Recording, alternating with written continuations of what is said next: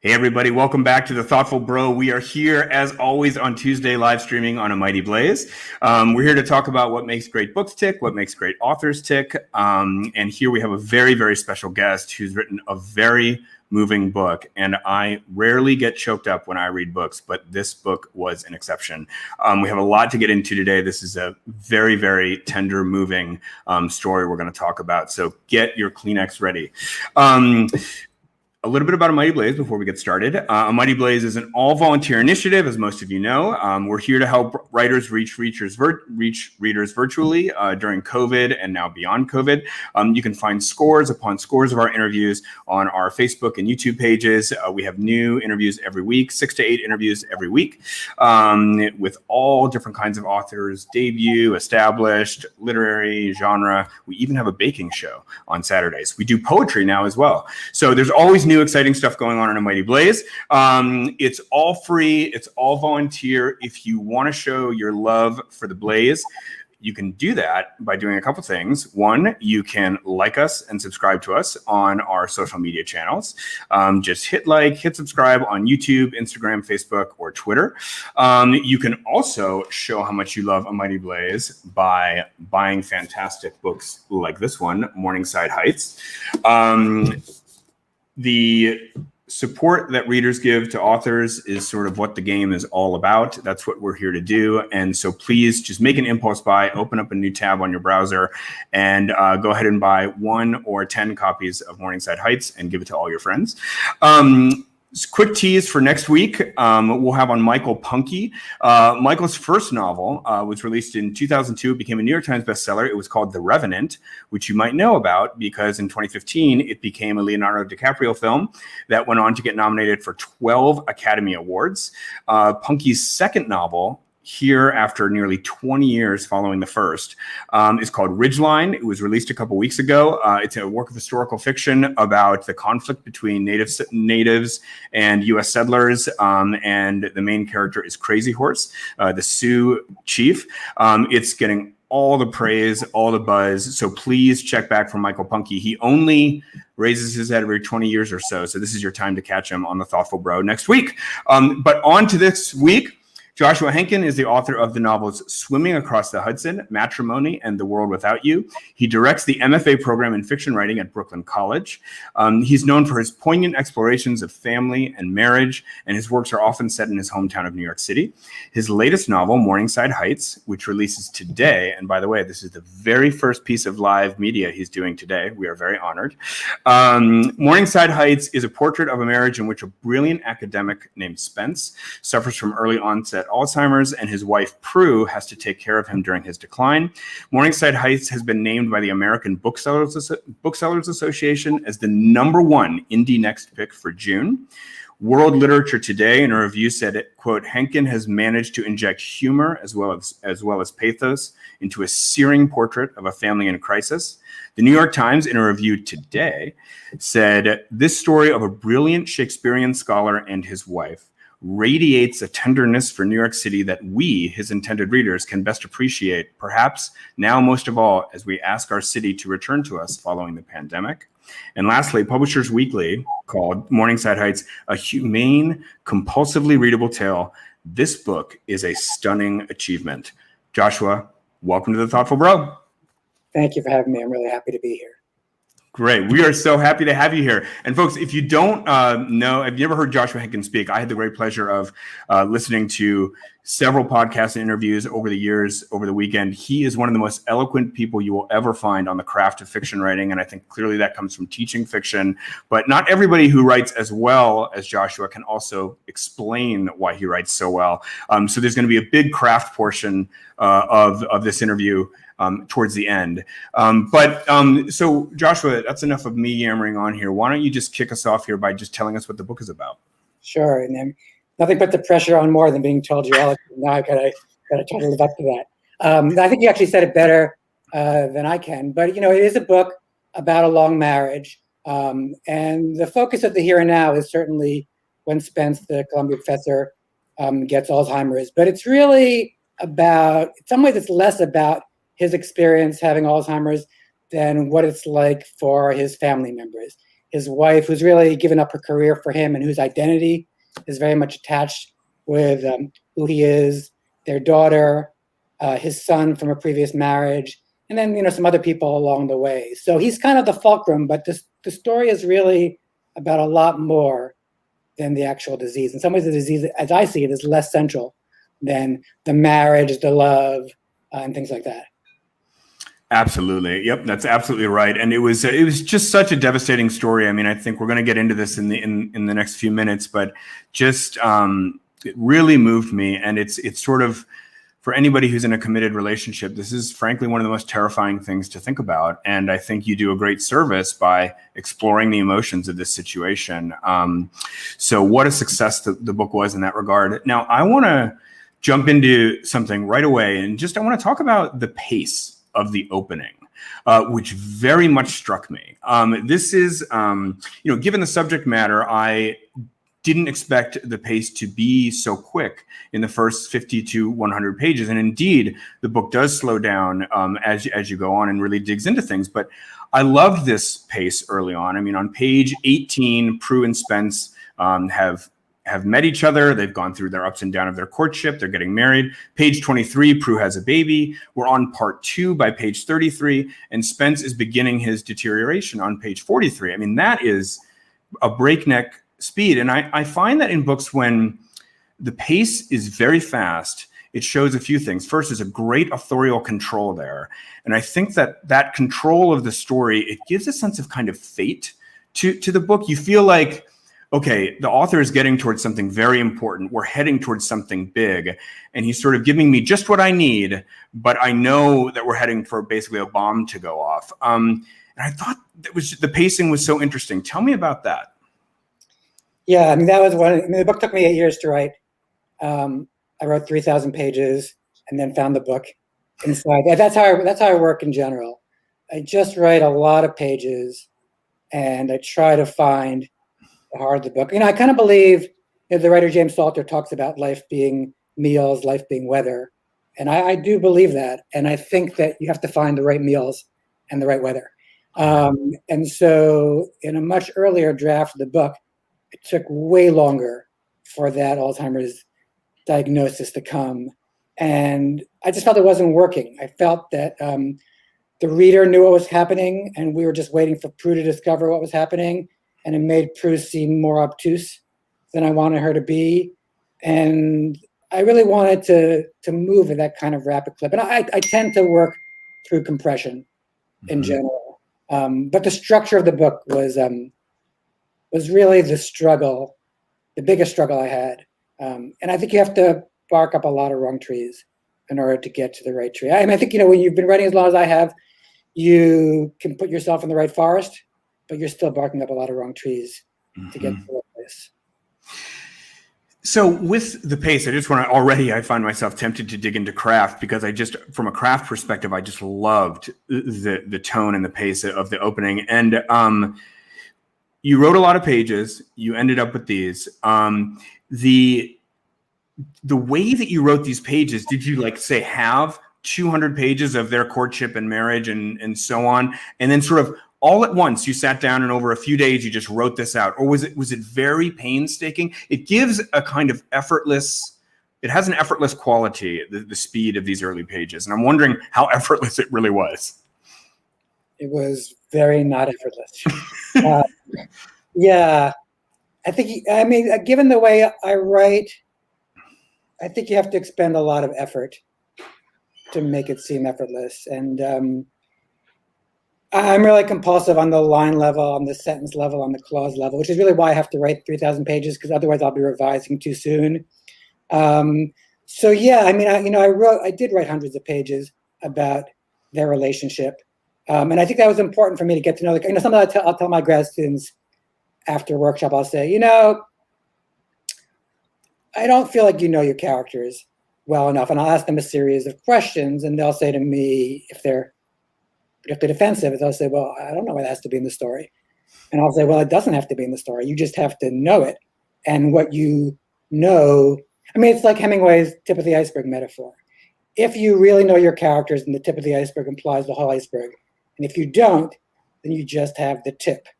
And so I think what I was doing in early drafts is I was just writing a lot of scenes, each of which I think was pretty good on its own, but wasn't really advancing the narrative. Like they were all in different ways illustrating that Spence was starting to decline.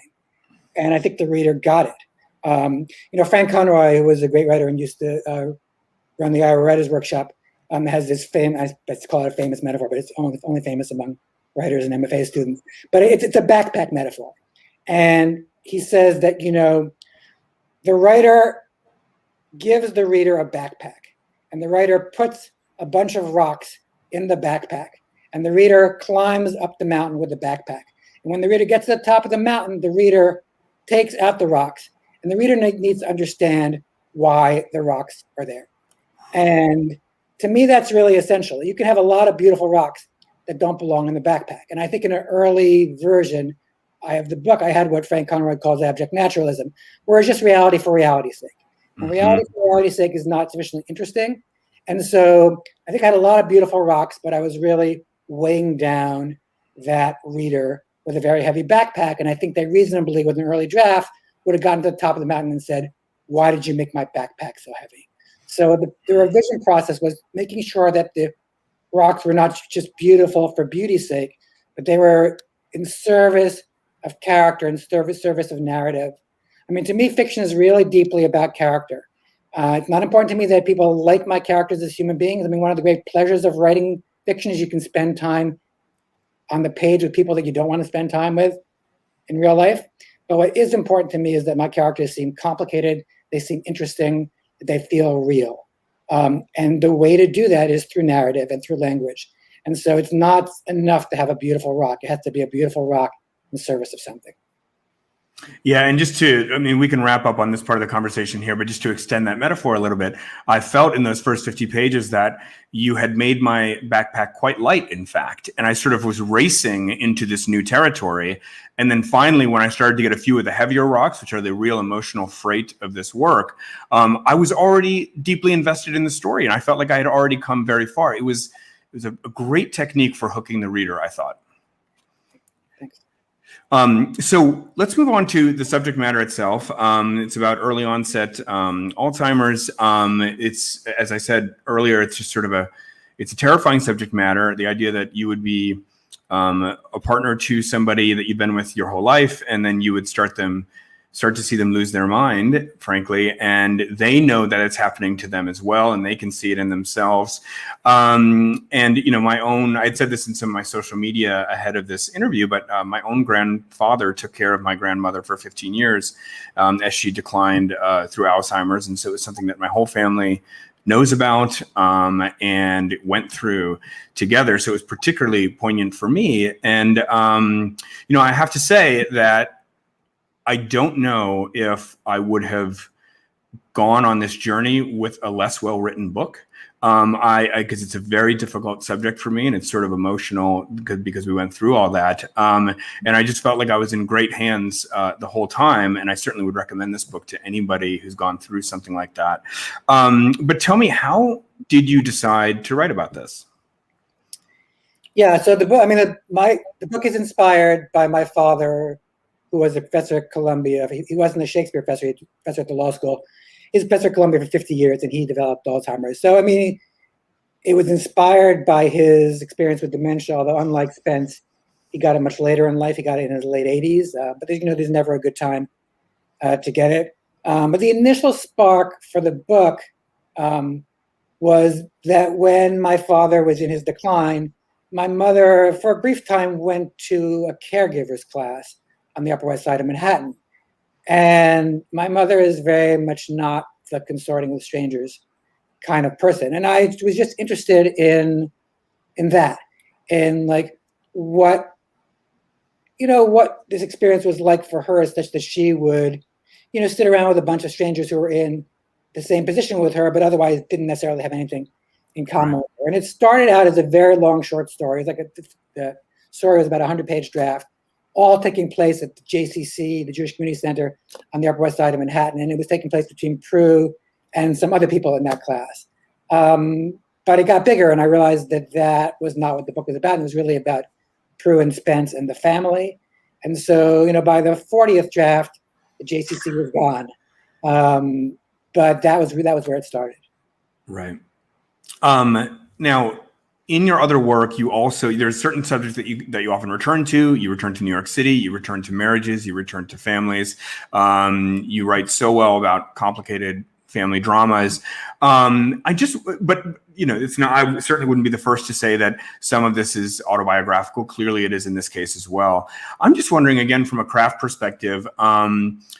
Why is it that you find that going to some of these topics that are a bit closer to home for you is such rich hunting ground, whereas other authors certainly are trying to kind of escape or offer escapism, and you find the creative juices just start flowing when you're writing about people in your own family, the places where you grew up, and so on? Yeah, I mean, I do write about New York a lot because I know New York really well. I lived in the Bay Area for a while, and I write about there as well. I tend to write about places that I know. In terms of autobiography, I mean, I think it's complicated. In a narrow sense, this book and my first novel, Swimming Across the Hudson, are more autobiographical, whereas the middle part of the sandwich, Imagine Wanting the World Without You, are less so. But I actually think that that autobiography is complicated, and all fiction has to be emotionally autobiographical. And in some ways, the work that feels less autobiographical may be more autobiographical because, what's literally true is less interesting. What's more interesting, I guess, if you want to know the writer, is what that writer imagines or fantasizes. So I kind of resist the idea that this book is more autobiographical than another book. In terms of sort of my writing about like the subject of family, I mean, I guess I kind of feel like, well, what else is there to write about? I mean, there are other things to write about. But if you write realist fiction, which I do, I think you're writing about people in relationship with each other. And I mean, there are plenty of relationships that are not familial. But most of us, in one way or another, have had or have families. There are exceptions for sure, but most of us come from a family. Many of us create a family. And those relationships are complicated. We love and hate and feel ambivalent about the people in our lives. And so I guess I don't feel like I need any more escape. Yeah. That kind of escape. Which is not to denigrate other kinds of fiction. It's just that it feels to me like this is such a broad and wide palette. Yeah. You can write about it. Do you get feedback from your? Sorry, go ahead. You can write about it forever. So yeah, I mean, people have said to me like, you write about the topic of family, and I kind of feel like, I write about the topic of human beings. I mean, Yeah. Yes, I do, but I feel like, God, it's such it's such a rich vein. It is a rich vein, and I'm wondering, does your family read it and give you feedback about it? Is that something you think about ever? What would my family think of this? I mean, not generally. I mean, I care what the people I love think about the work. And when I'm writing, I'm always writing for a reader, but it's a reader in the abstract. And I think fiction is different from journal writing. Anyone who tells you it's not telling you the truth. In other words, it's an act of communication. But I don't feel like it's an act of publicity or demographics. In other words, I'm not trying to appeal to a particular kind of reader. I guess I'm sort of imagining myself as the reader and what would move me, what would make me laugh, what would make me cry, what would make me get to know the characters. So that's what I'm thinking when I'm writing. I mean, once the book comes out and I start to have conversations with you and other people, then what people think of, what my family thinks may come to my mind a little more. But in general, my family has been great about understanding that even if they recognize certain details about themselves, they understand that fiction is fiction, and that you can't something in a particular direction, you tilt it in a particular direction, and it becomes something different. I guess with this book, because it's so clearly based on my father's experience, I thought about it more. But I would say my family has been incredibly supportive, and they're all readers and sophisticated readers. So I don't feel like they're keeping a ledger and saying, well, this happened to me, this I did, that I didn't do. So I feel very fortunate in that regard. Yeah. There's a great line in the book one of my favorite lines in the book. The quote is, "Things are always complicated, but at the same time, they're really quite simple." And I thought that not only is that just generally true in so many ways, but it was certainly true of what's happening in the book. And I just wanted to pass that back to you and just ask you, is this a complicated story? Is it a simple story? Is it both? Why? I think it's a complicated story. It's like, I was just looking at that quote recently because I'm trying to figure out in my launch tonight what I'm going to read from. It's funny you mentioned that quote because that quote comes from Linda, just to explain, so Spence has a very brief previous marriage before he meets Prue, and he has a son, Arlo, out of that marriage. And Arlo sort of comes and goes and is absent for much of the book, but he's mostly raised by his mother, Linda, who is a certain kind of hippie/free spirit. And so she's the one who says that line. Things are always complicated and they're really quite simple. And Arlo responds to that line essentially saying like, "Oh, that's nonsense, Mom." So I don't really know what Arlo thinks. I just know he thinks that whatever his mother says is nonsense. Well, I mean, I guess you could say that, there are certain simple facts in the book that you can't get around. It's, when someone develops dementia, that's very hard and very sad. But I guess also I would say, like, one of the things that strike me about the book is that I don't really think of it as a sad book. I mean, there's sad things in the book, for sure. But I think, the way Prue makes a life for herself, the way she both stands by Spence and but also moves on and has her own life, the way that Spence is no longer himself, but is in certain deep ways still himself. I mean, I hesitate to use the word soul, but there's a kind of essence to him that remains there, even at the very end where he can barely speak any longer. So yeah, I guess the fact of the disease, the medicine of it, is fairly simple. Like where that's going. But everything else about the book, how people react to Spence, how people react to each other, everything that's important about the book is complicated, not simple, in my view.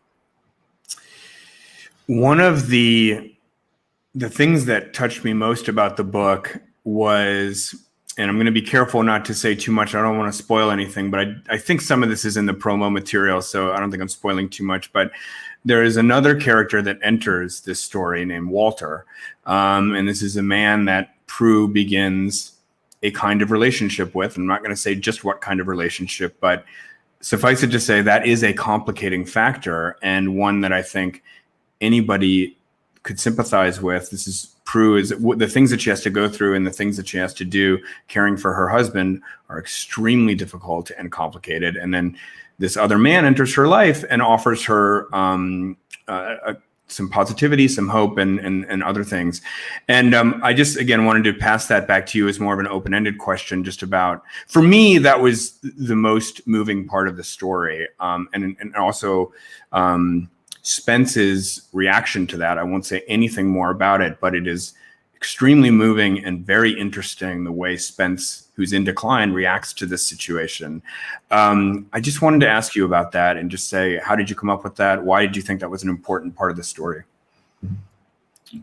Yeah, it's a great question, Mark. I talked earlier about the struggles, like why the book took 7 or 8 years, and it was structural, but part of it was Walter. So, Walter was in the early JCC version of the book, and Prue meets him at the JCC. And then once I got rid of the JCC, I had to find another way for Prue to meet him. But this sort of harks back to what you were asking before about my family. That was the hardest thing to do, which was to embrace Walter as a real narrative possibility for some kind of relationship with Prue. And I think that was where I was worried about my mother's response. Because my mother, my dad died in 2010, so we're in 2021 now. So my mother was always incredibly loyal to my father, and she remains so to this day. And I felt in some way, even though there were so many really deep differences between my mother and Prue, I think I was scared of taking this book in that direction. And so I had earlier drafts of the book that I showed to a few select readers, and they all felt like that I was kind of tiptoeing around what was going on with Walter, and I wasn't really embracing it. And I decided that I had to embrace it, and I felt it was definitely the right move for the book. For a number of reasons. Fiction has to be about either familiarizing the unfamiliar or defamiliarizing the familiar, or both. And the problem with a book that's really about Alzheimer's, to the extent that it's about that, to the exclusion of other things, is that simply familiarizing the familiar. It's a little bit like you roll a ball down the hill, you know where that ball is going to go. And so unless you're writing a speculative book, if the book is taking place now, unfortunately, in the era in which we live, the medicine is such that you know that one way or another, the decline is inevitable. And so the tension in the book is not around that. The tension has to be around what the other characters do. Tension has to be around their autonomy, around their agency. I always talk to my grad students about the importance of agency in fiction. Characters doing things, making mistakes. That's what makes for interesting books. That's what makes for interesting stories, interesting characters. So for Prue to embrace that sort of a relationship with Walter was very important for the book. And then I also felt afterwards, and this is interesting, I felt that despite the fact that she does, and I want to avoid spoilers, but despite the fact that she does, to some extent, embrace that relationship with Walter, I felt nonetheless that she was incredibly loyal to Spence. I think in a weird way, I kind of adopted my mother's implicit view of things, that if someone were to do something like that, that would be disloyal. And then I discovered, after having written it, that she remained as loyal, maybe even more loyal, in the wake of her relationship with Walter. So I think I learned something from that experience, not just in terms of fiction, but in terms of life. And I'm a big believer in no surprise for the writer, no surprise for the reader. Yeah. Well, as this book makes its way out into hundreds and hundreds and thousands of book clubs across America, I have a feeling that this question of the decisions Prue made in that Walter relationship are going to be very much at the heart of discussions. And I think it's just absolutely some of the most heartrending and difficult and interesting material in this work. So let's move on to craft. I do want to, as promised, I want to spend about 10 minutes talking about craft. You've already said so many interesting things about craft, as I knew you would.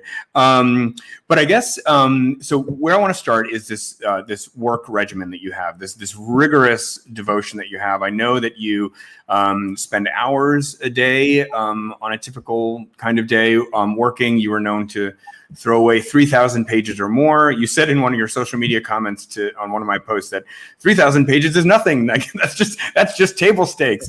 And at the same time, it is almost, it's not really paradoxically, but it's been 8 years since your last book. And I'm saying it's paradoxical because you write so much and you're so devoted every day. It's not like you're taking 3 years off and then starting back. You are working all the time, and yet it takes you a very long time to produce a book. So this is interesting to me.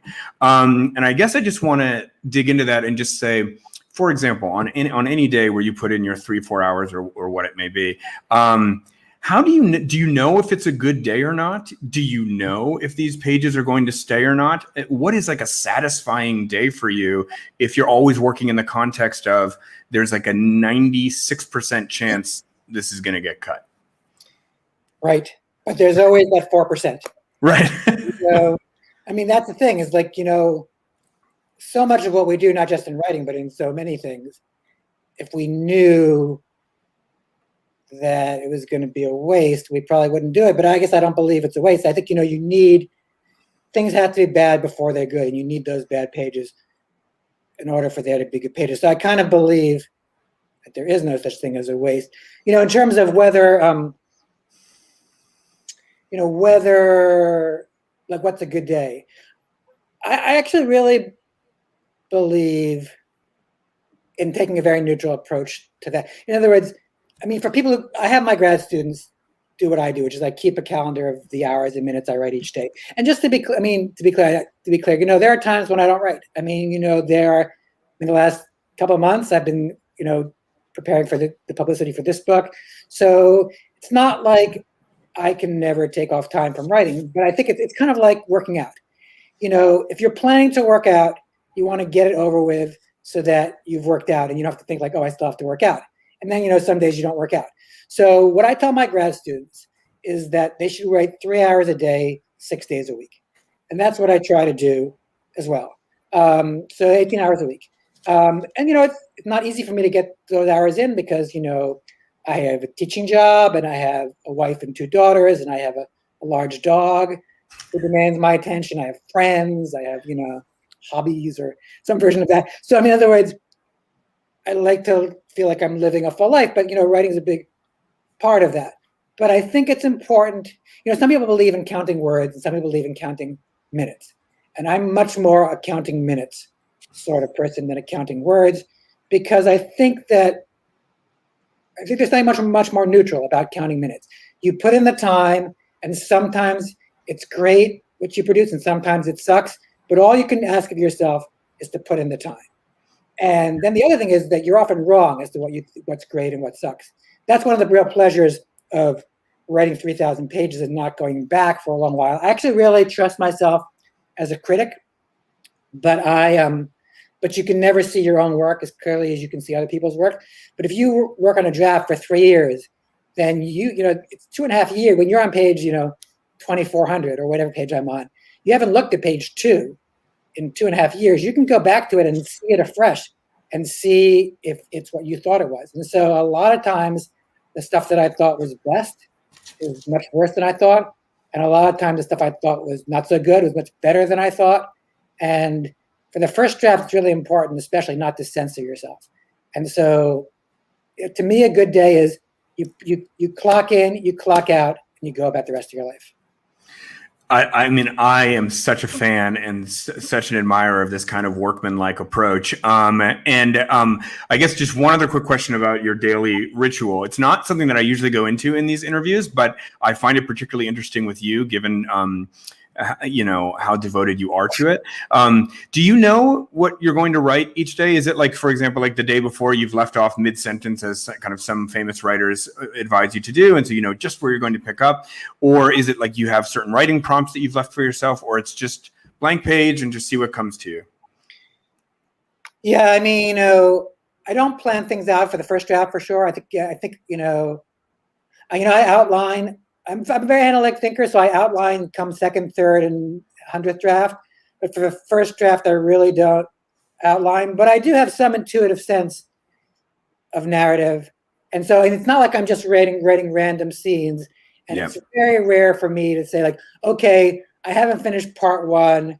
I'm going to work on part 3. Because that doesn't really work for me. I think things build on each other. I mean, I'm often wrong, and part 2 will be entirely cut. But at least in the moment when I'm sitting down to write, I'm picking up in narrative time where I left off yesterday. And what I usually do, I mean, it depends what stage I'm at, but if I'm in the relatively early stages, I'll look quickly at what I wrote yesterday just so I can get the voice back.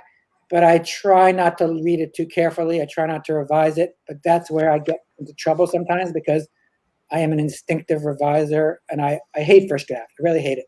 I feel like those first, and I hope not that every book won't take 8 years. I mean, I do think I should be able to write faster, but whatever. But I feel like the first 6 years are the down payment on the last 2 years. The last 2 years are the fun part.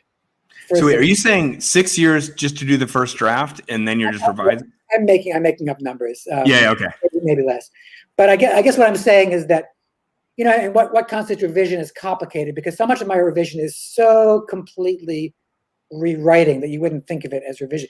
But I guess what I'm saying, the reason I said 6 years and 2, though I was making up those numbers, is that what I'm really happiest doing is when I have this scene there, is playing with the sentences and trimming things and making it as tight as possible. That's what I love doing, the micro stuff. And I can't do the micro stuff until I get the macro stuff right, because then I'm doing, it's like, playing with the ornamentation on the doorpost of your house before you've built the foundation. And I'm an ornamentation on the doorpost of the house kind of guy, but I understand that if I'm playing with the ornamentation on the doorpost before the foundation is built, then the house will collapse and my ornamentation won't matter. So I understand that, but at the same time, I'm the ornamentation guy, and I want to get to that point when I can be playing with the doorpost. Right. It makes complete sense. I love that metaphor. Speaking of metaphors, I sort of picked out some different interesting things that I've heard you say over the years about craft. And I'm just going to quote you back to you. And then I want to have you unpack your own quote here. Yeah, I gotta say, you sound like my teenage daughters. They're always quoting me back to me. This is what you said, Dad. All right, so here we go. And this is kind of dovetailing with what you were just saying. This is on the subject of kind of structuring a story and getting somewhere in the early stages. And you say, it's okay to know where you're going with the story as long as you're wrong. What does that mean? Yeah, I guess I'd amend that as long as you're, well, probably as long as you're wrong, or as long as you're open to the possibility that you're probably wrong. I don't want to be so ridiculous to say you have to be wrong, but I think with that quote, it's a little glib, but I think what I'm trying to get at is that tension between knowing too much and knowing too little. Between, if you know too much and if you are planning your story because you want to get to that scene that you love, then you're going to get what a friend of mine calls Lipton Cuppa story, where you basically are injecting your characters into a preordained plot, and then your characters aren't alive because there are relationships. The relationship between character and plot is complex and symbiotic. We both create and are created by our stories. And so to have too rigid idea of where you're going is to not allow for surprise. And surprise is so important, as I was saying before. On the other hand, if you were simply writing a lot of pretty sentences about, sunsets or about whatever, then, your story is not going to have the kind of heft it needs to have. Yeah. I had a student years ago who said, I write poetically, and it was true, and she was a good writer, but it was not exactly a credit to her to simply say, I write poetically. In other words, you write poetically when poetry is called for, and you write not poetically when poetry is not called for, and you are always using your sentences in service of character and in service of narrative. And Right. So I think, E.L. Doctorow talked about, writing a novel is like driving on Route 80 in the middle of the night. You can start at the GW Bridge and you stay on Route 80 and you'll eventually get to the Bay Bridge in San Francisco, but you only can see as much as the headlights in front of you illuminate. But you will eventually get there. And so that's what I think it is. You have your destination. You think you're gonna end up in San Francisco. You're gonna get on Route 80, but maybe you won't end up in San Francisco. And maybe you'll get off Route 80 and maybe you'll land somewhere that you hadn't divined. So you want a destination, but you want it not to be a rigid destination. Right. Okay. I had a few more questions. We have some questions from the audience that we'll get to, but just, I had a bunch of these, but I am just going to use one more because we're running short on time. I love this quote. If you have a solid spine in your story, you can afford to have lots of neurons. Tell us about this spine to neuron ratio. See that? Yeah. I mean, in my story or in fiction in general? Or? Yeah, just in fiction in general, but you could use your story as an example. Yeah, so I talk about this with my graduate students all the time. We'll have a story up in workshop where, and people will say, well, there are too many characters, there are too many narratives, there are too few this, there are too much this. And I always think that's, often what they're saying is right, but they're saying something that's much more global than I think is true. I've seen stories that have 3 characters that take place that are written over 7 pages and take place over a day that feel way too diffuse. And I've seen stories that take place over many years that have many characters and sometimes even many points of view. That's point of view is a complicated thing too, that don't feel diffuse. And so I guess what I'm trying to say with that quote is that if your neurons are attached to a spine, then you can have not an unlimited number of neurons, but a whole lot of neurons.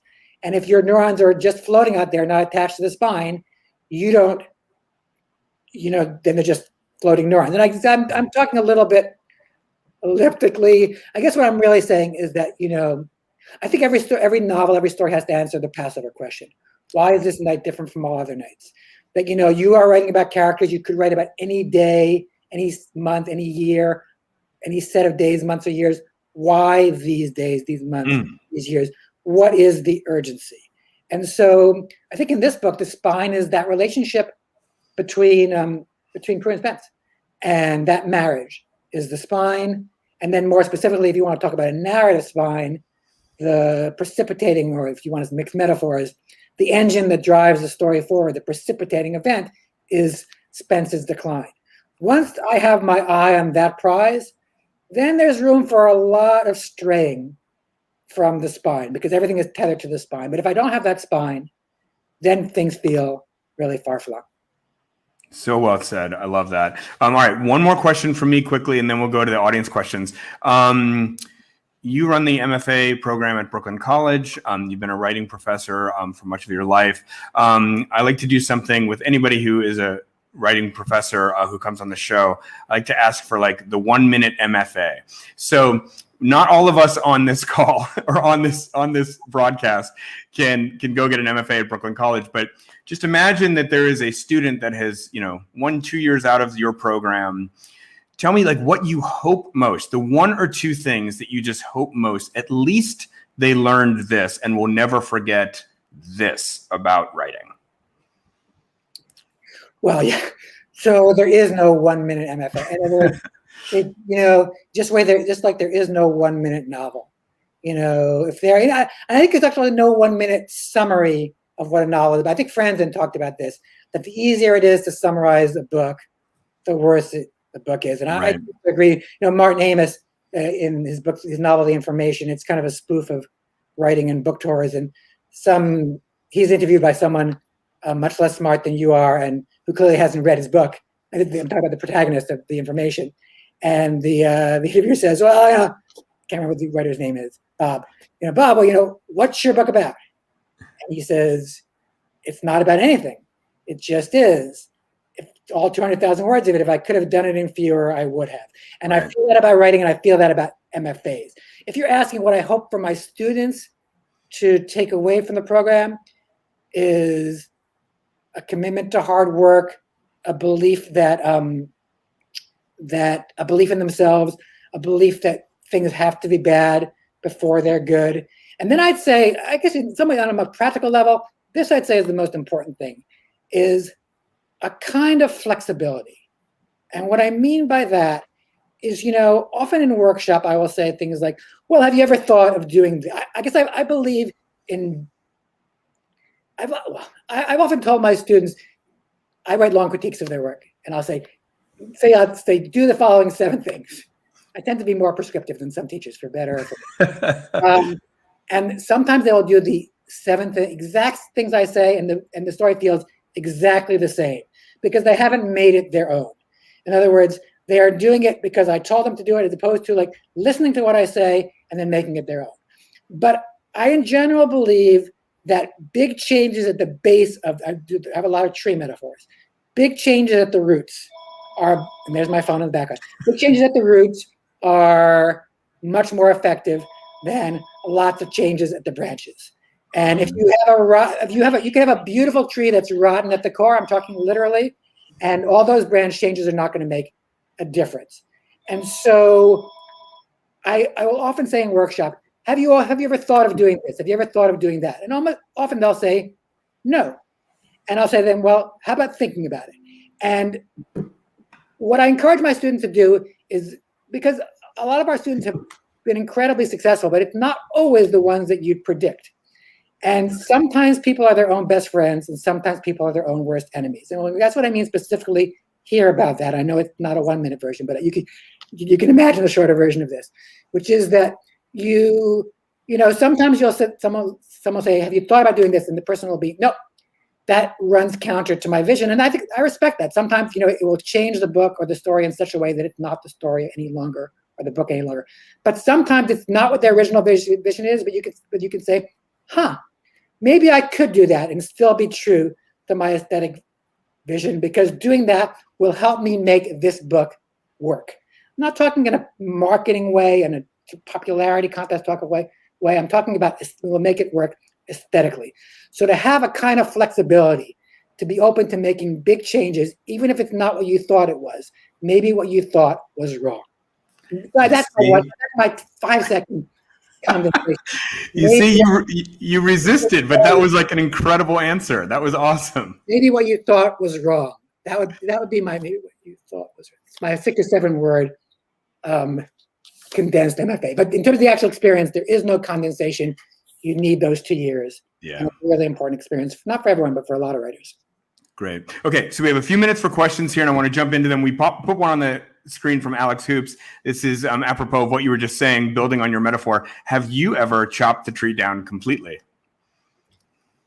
I mean, yes, probably. I mean, it's hard to say because, I mean, like the revision is so unrecognizable. So is it a highly pruned tree, or is it a chopped down tree and a new tree planted in? Right. I think, I mean, functionally and fundamentally, it's often the latter. I mean, I say if you're asking, do I ever give up on something? Sure. I mean, in other words, I'm very stubborn about, at least about this, and maybe about a lot of things. But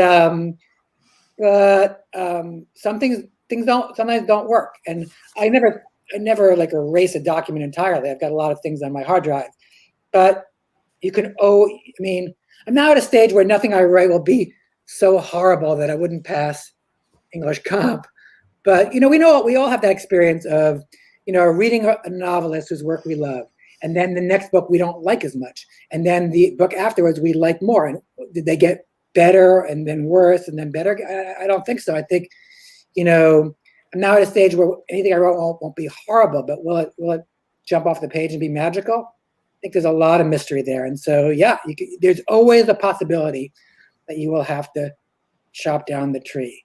There are no guarantees, but I don't think there are any guarantees in life. So that makes fiction no different from life. Yeah. Great. Let's have another question. This is from my mom, but as you know, my family has some experience in these issues, and I know she's going to read the book. How has writing this book affected your own outlook on aging? Well, I'm 8 years older than I was when I started. So, I used to play basketball seriously as a kid. I mean, when I say seriously, I was, I went to a small private school, so where like a 5'11" Jewish kid could be a serious basketball player. So my hang time and my jump shot are not what they were 8 years ago. And 8 years ago, they were not what they were 20 years ago.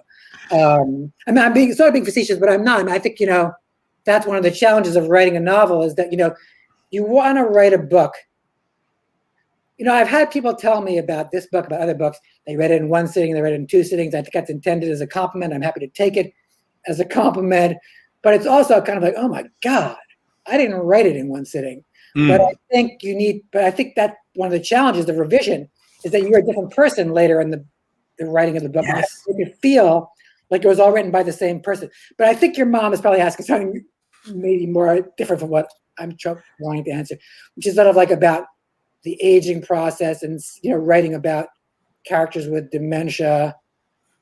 I'm not sure the book had an impact on that. I mean, I think living with and loving my father and seeing what happened to him in his late 80s and seeing what that did to his friends and family and how it pained us and how it also strengthened us and how we had a sense of humor about things even at times that feel not so humorous. I think that experience has made my feelings about aging change. Obviously, aging. I am 57 now. Being old is less abstract than it was when I was 27, and even less abstract than it was when I was 7. I like to think of myself as young still, but I think that's more about my stage of life and less having to do with anything having to do with writing the book. Sure. All right. We have time for one more quick one. If there is another question, you guys can throw it up. Josh, you've written several novels. How has your writer's life changed from the first book to this one? It hasn't really. I mean, it's. I think it's helpful to enjoy some measure of success, and I've been grateful for that. But there's no amount of success in the world that makes it worth it if you don't enjoy the process. And it really is about the process. And I think it was Joyce Carol Oates who said this, and it doesn't matter whether she said it or not. But if she said it, it's interesting because someone said, maybe it was Oates, that you have to feel that whatever you're writing at the moment is the best thing you've ever written. And if Oates thinks that, she's written so much, and that's real chutzpah. So, but I think it's really important, and I think she's right. which is that, you know, anything you've written in the past is dead. I'm only interested in what I'm writing right now. Anything you've written in the past is kind of dead to you. It's almost like a weird process to write a book and then it comes out a year later after you finished it and you have to go ahead and talk about it. And I'm grateful for that opportunity. But it's also like, oh, that book? Because you're on the next thing. So, you know, I do feel the page is just as blank.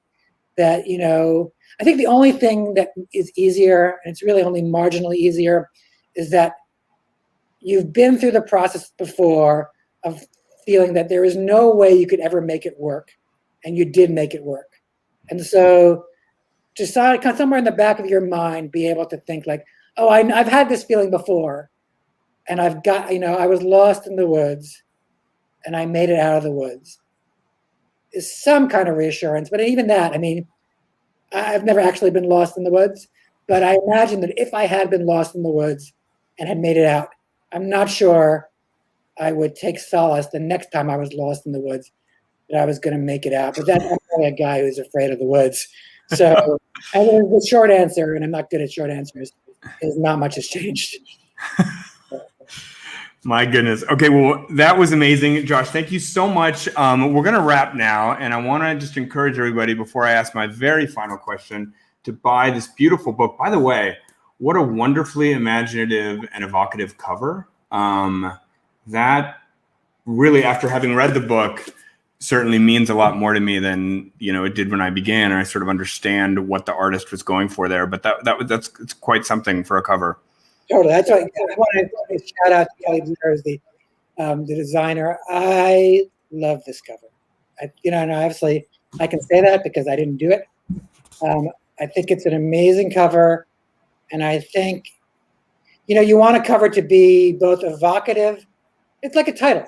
You want a cover and a title to be both evocative before the person has read the book, but also make sense after they've read the book. And I think that this cover does that. So I'm really, really grateful for the cover. And I just want to say your voice glitched slightly just once, right when you said the name of the cover artist. Who was it? Kelly Blair.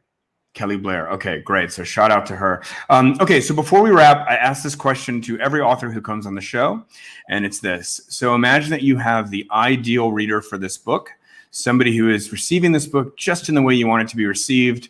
They're catching all the references, catching every note that you're trying to hit, and really just having the experience that in your wildest dreams you had hoped a reader would have. Now, imagine this ideal reader closes the book, they've just finished it. Describe for me in a phrase or even a word, what is the feeling that this reader has at that time? I'm very resistant to phrases and words that summarize novels. I mean, I know that sounds obstinate, but I am. I just want a reader to feel things. I want them to feel like they know the characters as well as they're better than the people in their own lives. And I want them to feel the full range of emotions that any human being feels living on this planet, interacting with and loving, and not always loving other human beings. That's, wow. That's that's all I can think of to say about that. Oh, well, it's beautifully said. And I've done 40 plus shows in the last year, and I don't think I've ever heard that answer. So it's wonderful. Folks, the book is called Morningside Heights. It was my great honor and pleasure, Joshua, to talk to you today. Congratulations on the book. Thank you for coming here on your pub day. Please, we'll put the link to buy the book in the chat. Please just go ahead and buy it. You're going to love this book. If, again, you might have a cry, maybe two cries, maybe an ugly cry while reading it, but it's an amazing book. So Joshua, congratulations, and thanks for coming on the show. Thank you, Mark. Really appreciate it. I enjoyed it a lot. Great. All right, folks, we'll be back next week on The Thoughtful Bro with Michael Punke, who's got his first book in 20 years after The Revenant. It's called Ridgeline, and we will